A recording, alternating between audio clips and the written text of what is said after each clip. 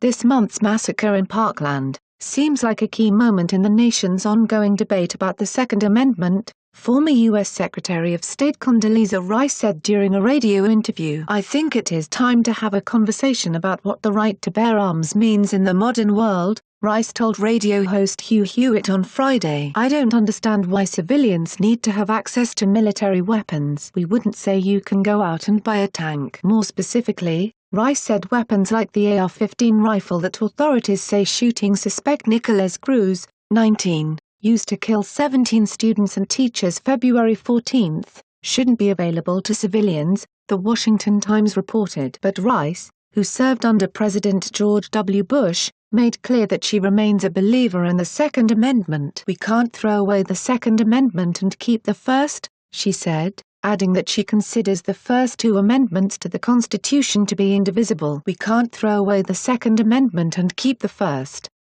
Condoleezza Rice, former U.S. Secretary of State, Hewitt then asked if Rice, being an educator herself as a political science professor at Stanford University, supports the idea of teachers carrying guns as a deterrent to potential campus shootings. Rice said she doesn't think that is going to be the answer, The Washington Times reported. "I don't really like the idea, frankly, of a gun in my classroom," she said. Rather, she supports looking to law enforcement and guards as ways for protection. Rice, 63, was exposed to senseless violence at an early age, having grown up in Birmingham, Alabama, where the bombing of the 16th Street Baptist Church in 1963 resulted in the deaths of 4 young girls. She has written and spoken frequently about the impression the horrific event made on her. She told Hewitt that despite her reservations about weapons in the classroom, the proposal merited a serious discussion. "Look, if people need to train people to protect our schools, and perhaps even communities want to consider whether or not they need guards to protect the schools,